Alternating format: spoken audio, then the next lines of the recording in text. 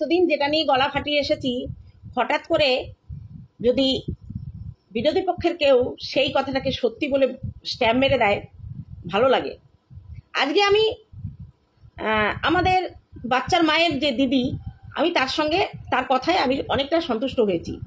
খুব ভালো বলেছে, কারণ যেটা সত্যি সেটা সত্যি বলেছে, আর সত্যি বলার জন্য আপাতত আমার তরফ থেকে তাকে ধন্যবাদ। কিন্তু এই ভিডিওর শেষে গিয়ে একটা অংশে ও যে কথা বলেছে, আমি আগের বলার ধন্যবাদটা উঠিয়ে নিলাম, পারলাম না। কারণ মানুষের একটা দায়বদ্ধতা থাকে, সেই দায়বদ্ধতার জায়গা থেকে কখনোই আমরা সরে আসতে পারি না। ভিডিওটি পুরো দেখো, সবকিছুই বুঝতে পারবে। গুড মর্নিং বন্ধুরা, কেমন আছো? নিশ্চয়ই সকলে ভালো আছো, আমিও ভালো আছি। আজকে আমাদের সন্দীপের যে ব্লগটা, সেই ব্লগটার মধ্যে পুরো গ্রাম বাংলার দৃশ্য ফুটে উঠলো। মাই ভিলেজ লাইফ সন্দীপ, এই জন্যেই চ্যানেলের নামটা, এই জন্যে মানুষ এত ভালোবেসে তাদের দেখে। আর কিষাণু তার বাবার সঙ্গে যেভাবে মানে দুষ্টুমি করে, অনেক কম বাবা এই দুষ্টুমি এইভাবে সহ্য করে। প্রথম থেকেই কিষাণু দুষ্টুমি করবে, তাকে সাথ দিতে হবে, নইলে রেগে যাবে। এমনকি দাদাকেও তাই, ওর মত অনুপাতে চলতে হবে। এখন তো বাচ্চা, ওদের মত অনুপাতেই চলতে হয়। এবং একটা জায়গায় তারা দুর্বল আছে, সেই দুর্বলতার জায়গা থেকে তাকে শাসন করা যায় না। তবে শাসন করবে, একটু বড় হোক, বুঝতে শিখুক, অবশ্যই শাসন করবে। আজকে এতদিন আমি কিন্তু বন্ধুরা একটা কথা বলে এসেছি, বাচ্চার মা কিন্তু বাচ্চাকে নিতে চায় না, মন থেকে বাচ্চাকে নিতে চায় না। তার প্রমাণ আমরা পেয়ে গেলাম যে হাইকোর্টে যে কেসটা করেছে, সেটাতে বাচ্চা তার কাছে যাবে না। একটা আইওয়াস, এটা তো প্রথম থেকেই আমরা বুঝে গেছি।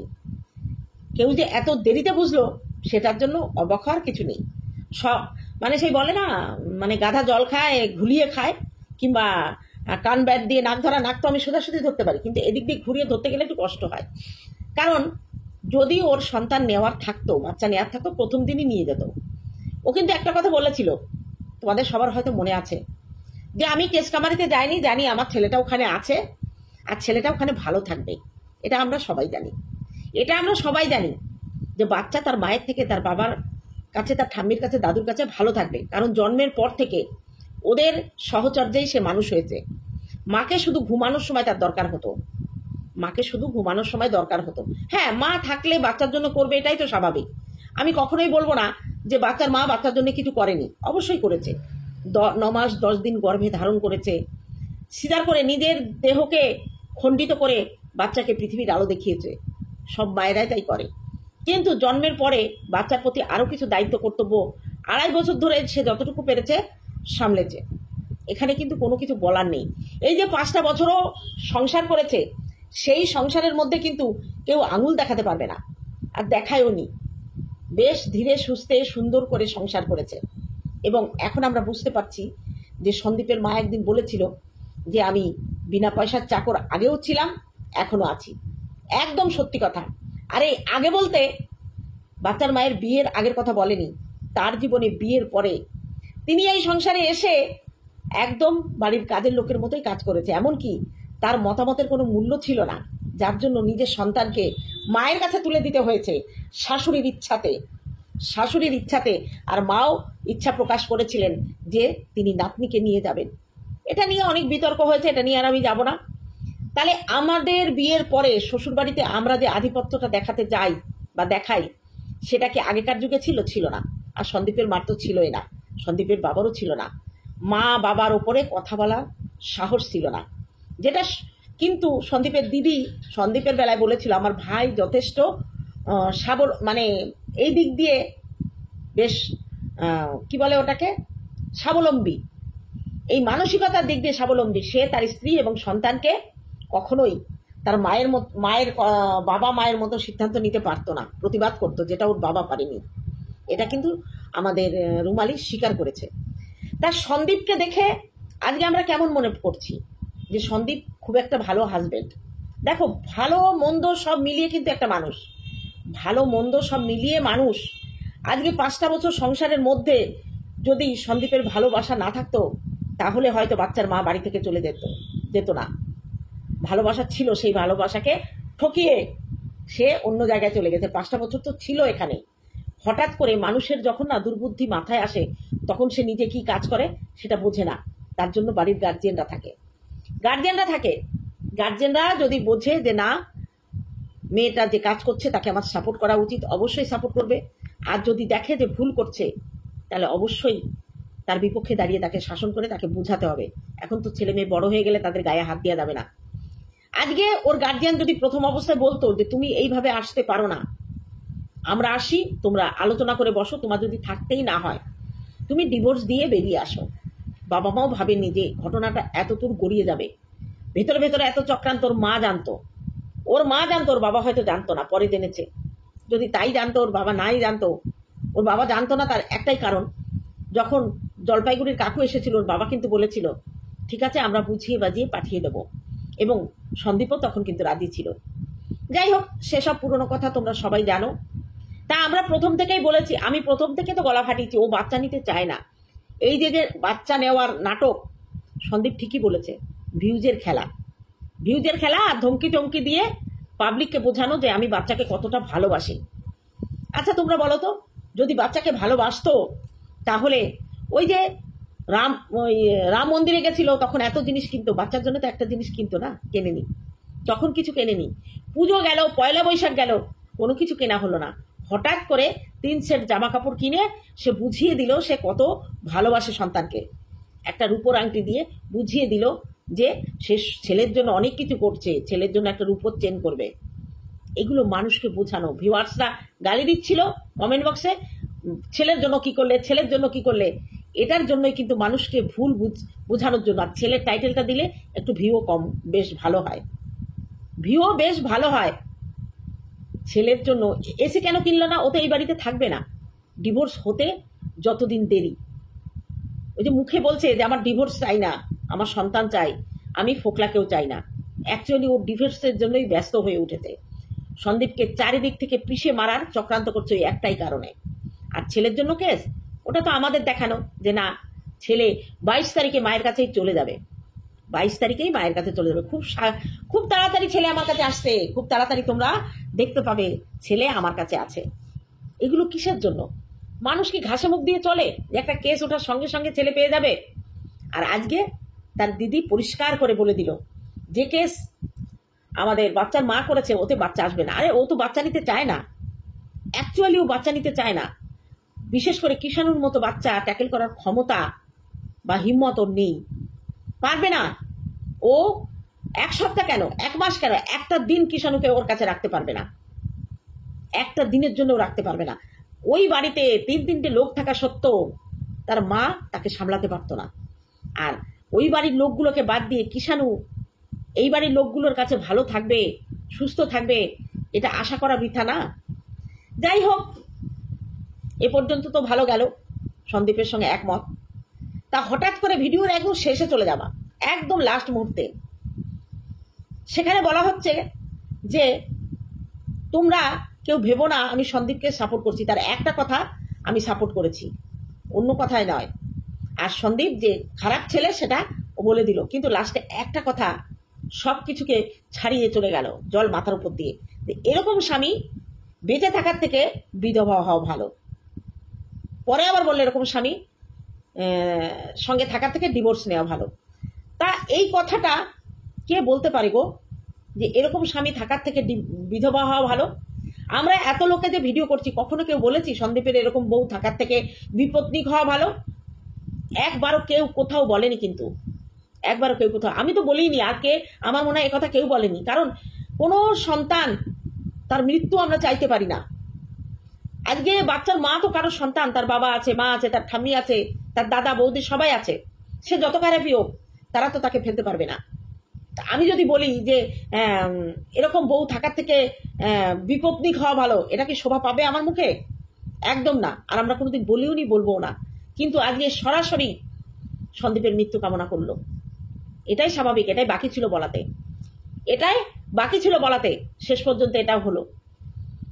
আমি একদিন বলেছি না শগুনের অভিশাপে গরু মরে না, শগুনের অভিশাপে গরু মরে না, ওই অভিশাপ 100 গুণ বেশি হয়ে নিজের দিকে চলে যায়, নিজের শারীরিক দিকে চলে যায়। কারণ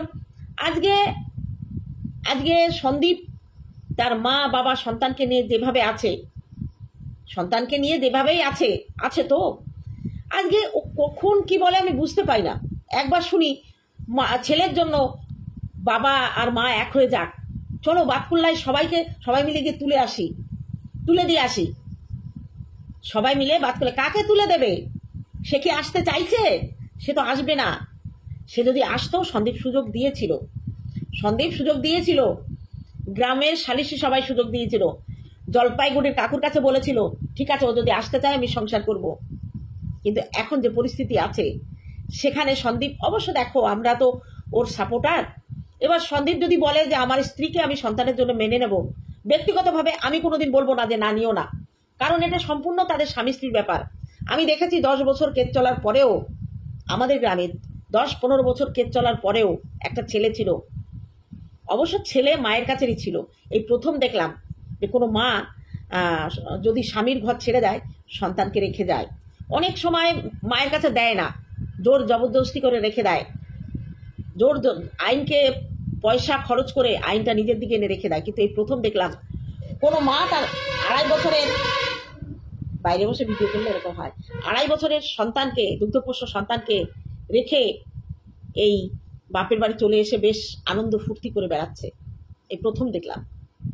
তা সেইখানে দাঁড়িয়ে এই 9 মাস পরে কেউ যদি বলে যে তোরা এক হয়ে যা, আমি ধরে নিলাম সন্দীপ রাজি হবে না, আমি ধরে নিলাম রাজি হবে, কিন্তু বাচ্চার মা তো রাজি হবে না।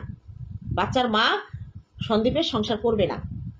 ওইটা হয়তো এই প্রস্তাবটা শুনে হয়তো কোনো রকম কোনো দিক দিয়ে কোনো খবর এসেছে যে না এই কথা বলা ঠিক না, এই কথা হবে না, ও আসবে না ফিরে, ফালতু তুমি মুখ নষ্ট করছো কেন।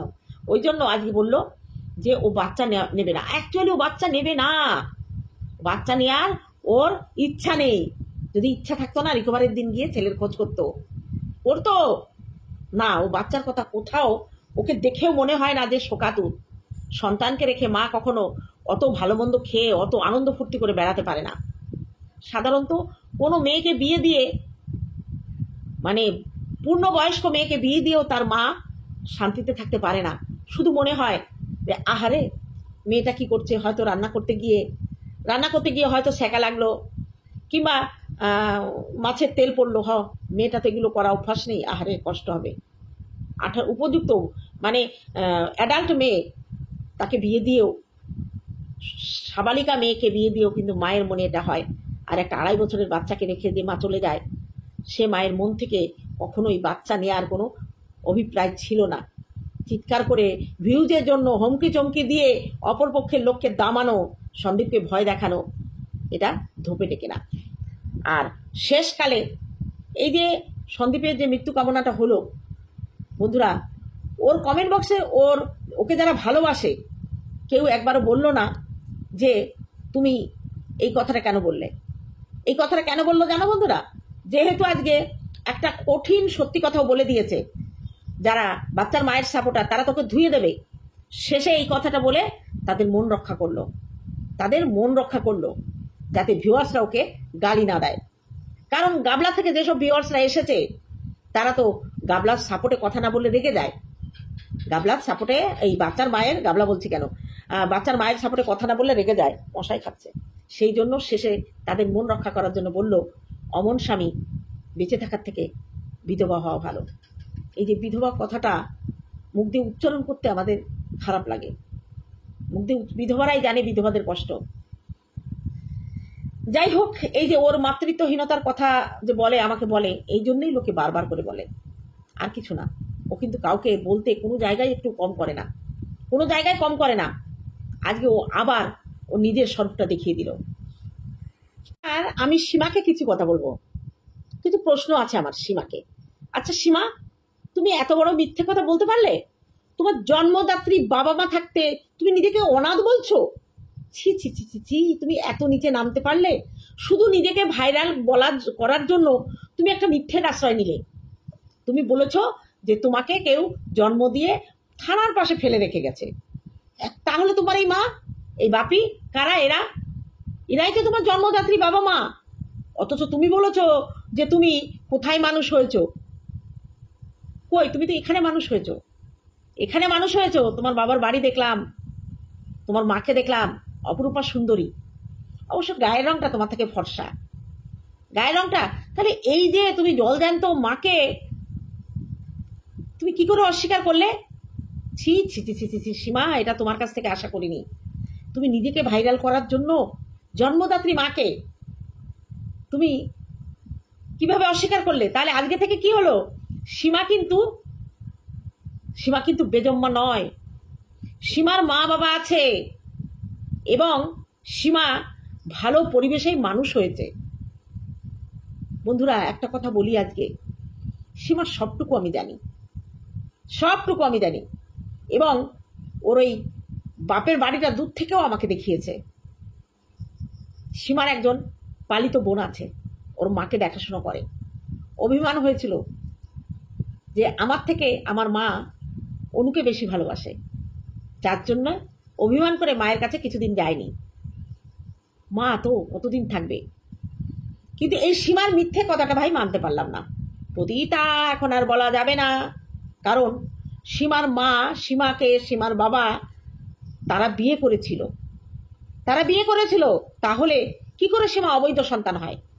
সীমার মা যদি কুমারী অবস্থায় যদি সীমাকে জন্ম দিত তাহলে অবৈধ হতো। তাহলে এখানে কি দাঁড়াচ্ছে? সীমা কিন্তু অবৈধ সন্তান নয়। সীমাকে কেউ খাল পাড়ে কিংবা থানার পাশে ফেলে যায়নি। সীমা একজন বাবা মায়ের সন্তান, তাই তো বন্ধুরা? তাহলে সীমা কেন মিথ্যে কথা বললো? সীমাকে তো ছাড়া যাবে না, সীমাকে ছাড়া যাবে না। ছি ছি ছি ছি, সীমা, তুমি তোমার চ্যানেল বড় করার জন্য এই ধরনের মিথ্যে দিয়ে আমাদের ঠকালে। আজকে তো তোমায় ছাড়বো না। কেন বলেছো এইসব? তোমাকে জবাব দিতে হবে। এবার বলি আসল কাহিনী। বন্ধুরা, তোমাদের একটা কথা বলি, একদম একটা ছোট্ট একদিনের কি দুদিনের বাচ্চাকে যদি কেউ নিজের কাছে রাখে না, মানুষ যদি হয়, ওই বাচ্চাটার ফেস, চালচলন, গড়ন সব কিন্তু এই মায়ের বাবার মতো হয়ে যায়, কারণ এর চাক্ষুষ প্রমাণ। আমাদের এখানকার একটা পরিবার, সেই বাড়ির এক বউয়ের, নামটা আমি কিছু বলবো না, এক বউয়ের সন্তান হতো না। তারা তখন সিদ্ধান্ত নিল তারা অ্যাডপ্ট করবে। এবং আমার থেকে বয়সে বড়, কিন্তু আমার সঙ্গে খুব ভালো সম্পর্ক ছিল, আমাকে খুব ভালোবাসতো। তা ও অ্যাডপ্ট করার আগে আমাকে বলেছিল, আমি বলতাম দিদি তোমার বাচ্চা টাচ্চা হওয়ার কি করলে? তা বলছে আমি অ্যাডপ্ট নেবো। হবে না, ডাক্তার বলে দিয়েছে। অ্যাডপ্ট নিয়ে এসছে একটা ছেলে। তা আমি না যেদিন নিয়ে এসছে তার 7 দিন পরে আমি দেখতে গেছিলাম, 7 দিন না হোক 1-1.5 মাস পরে দেখতে গেছিলাম। তা গিয়ে দেখলাম বাচ্চা, তার মুখের ফেস তো এখন বোঝা যাবে না, অনাথ আশ্রম থেকে নিয়ে এসেছিল এবং লিগালি ভাবে নিয়ে এসেছিল, অ্যাডপ্ট করে যেভাবে আনতে হয়। উনি চাকরি করেন, সরকারি চাকরি করতেন, নার্স, জেএনএম। হ্যাঁ, এবার সেই ছেলেটাকে আমি দেখে এসেছি, কাঁদছিল। যেই ওর মা ওকে কোলে নিল, চুপ করে গেল। আমি বলছি দিদি কেমন করে হলো? ও চিনল তোমাকে? বলছে প্রায় 1-1.5 মাস হয়ে গেল, আমি এনেছি তো প্রথম দিন থেকে, ওই জন্য আমাকে চিনে গেছে। বোতলে দুধ খেত, কারণ বুকের দুধ তো ছিল না দিদি। তারপরে প্রায় 10-12 বছর পরে ওই দিদির সঙ্গে আবার দেখা হয়েছে। মানে আমারও সংসার ধর্ম নিয়ে, আমার বড় মেয়ে হয়ে গেছিল, আমি সেই নিয়ে ব্যস্ত ছিলাম। হঠাৎ করে দেখি ওই দিদি আর ওই দাদা আর ওই বাচ্চাটা হেঁটে আসছে, পয়লা বৈশাখের আগে জামা কিনতে এসছে। আমার সঙ্গে বাজারে হঠাৎ দেখা, আমি না তাকিয়ে আছি। দিদি বলছে কিরে চিনতে পারছিস না? এই তো আমার ছেলে। আমি বলছি দেখো, একদম তোমার আর দাদার মুখটা মনে হচ্ছে আধা আধি করে বসানো, গায়ের রং থেকে আরম্ভ করে সমস্ত কিছু ওদের সঙ্গে যায়। ওরা কিন্তু জন্ম দেয়নি, কিন্তু ওই বাচ্চাটাকে নিজের কাছে রেখে নিজের গায়ের গন্ধ শুকিয়ে দুজনে নিজের বাবা মা হয়ে উঠেছে। এবং সেই সন্তান এখন তো বেশ বড়, কেউ কোনোদিন বলতে পারবে না যে ওর বাবা মা ওরা না। কিন্তু ছেলেটা জানতো যে আমি অ্যাডপ্টেড, এটা প্রথম থেকে ওরা জানিয়ে দিয়েছিল, কারণ পরে জানলে একটু সমস্যা হয়। তা সীমার মা সত্যি সীমাকে কুড়িয়ে পেয়েছিল এবং সীমাকে পাওয়ার পরে তিনি তার প্রফেশন ছেড়ে দিয়ে বিবাহ করে, এবং সীমার বাবা সীমার মাকে ভালোবেসে বিয়ে করে নিজের পরিবারকে ছেড়ে দিয়ে সীমার মায়ের কাছে এসে ঘর বেঁধেছিল ওরা। এবং তাদের এই কুড়িয়ে পাওয়া সন্তান সীমা আস্তে আস্তে তাদের এমন জায়গা নিয়ে নিয়েছে, তারা কোনোদিন ভাবতেও পারেনি যে সীমা আমাদের কুড়িয়ে পাওয়া মেয়ে। এবং সীমা দেখতেও অনেকটা, তবুও সীমার মায়ের কাছে সীমা কিছু না, যেমন লম্বা চওড়া তেমনি মুখের ফেস, তেমনি গায়ের রং। কিন্তু এক জায়গায় থাকতে থাকতে সন্তান আর বাবার একই রকম হয়ে যেত। অনেক গল্প করেছে বাপি, অনেক গল্প করেছে। সীমাকে প্রাণ দিয়ে ভালোবাসত ওর বাপি। মা একটু শাসন করতো, কিন্তু সীমা এই যে বাদরামো করে না, একরোখা বদমেজাজি, ওর বাবার জন্য, ওর বাবার জন্য। এই হচ্ছে বৃত্তান্ত। তার জন্ম দিলেই শুধু বাবা মা হওয়া যায় না। আজকে জন্ম দেওয়া সন্তানকে ফেলে রেখে মা নেচে বেড়াচ্ছে, আর কুড়িয়ে পাওয়া সন্তানকে কিভাবে মানুষ করেছে তার প্রমাণ হচ্ছে সীমা। হ্যাঁ, সীমার মা মুখের ভাষা কেমন আমরা ভালো দেখছি, কিন্তু সীমা মুখের ভাষা কার না খারাপ আছে সবাই জানে, কিন্তু ও অ্যাপ্লাই করে যে জায়গা থেকে ওকে সরিয়ে নিয়ে এসে শিক্ষায় দীক্ষায় যতটুকু করিয়েছে, একটা পরিবারের সঙ্গে বিয়ে দিয়েছে, একটা ভালো সংসার পেয়েছে। স্বামী স্ত্রীর মধ্যে গন্ডগোল তো থাকে, সে সীমার মা বাবার মধ্যেও ছিল, সীমা শুভদার মধ্যেও আছে। তো এই হচ্ছে সীমার আসল কাহিনী।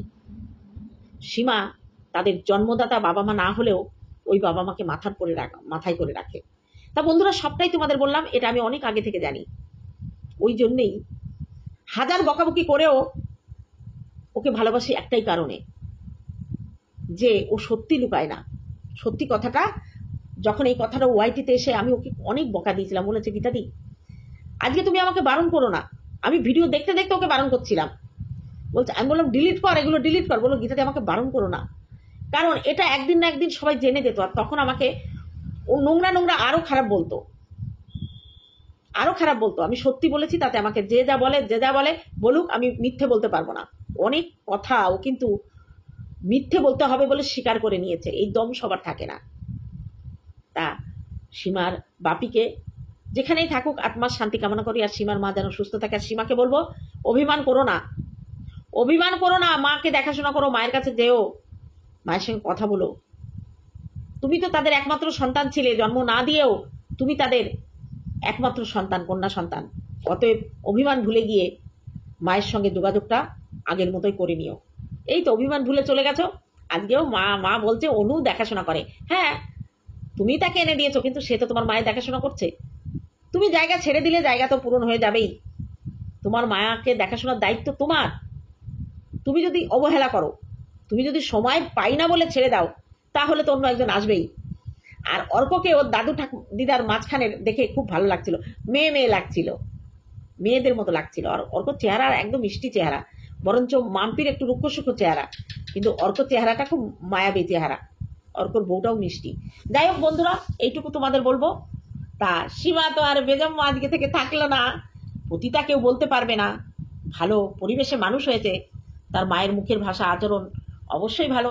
তা চলো বন্ধুরা, সব সত্যিগুলো তোমাদের কাছে তুলে ধরলাম। ভালো থেকো, সুস্থ থেকো। আর সীমাকে বলছি, সীমা নিজেকে আরো একটু পরিবর্তন করো। যে কথাটা বারবার তোমাকে বলি, তোমার ভাষার জন্য আমাদের এসেও কমেন্ট করে, নিজেকে একটুখানি সংযত করো। যে জায়গায় তুমি যাচ্ছ সেই জায়গায় তোমার আচরণ আরো সৌজন্যমূলক হওয়া দরকার। আমি জানি আমার উপর রাগ হবে, কিন্তু কিচ্ছু করার নেই। মায়ের বাবার শিক্ষাকে অপমান করো না। আমি জানি তোমার মনটা অনেক ভালো, অনেক পরিষ্কার, কিন্তু মুখের ভাষাও সেই সঙ্গে পরিষ্কার। অনেক পাল্টেছো, আর একটু পাল্টে নাও না, অসুবিধা কোথায়।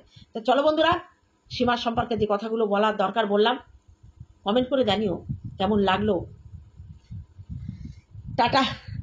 গার্ডারটা হাতে নিয়ে ভিডিও করছিলাম। টাটা আমার ভিউয়ার্সদের জন্য।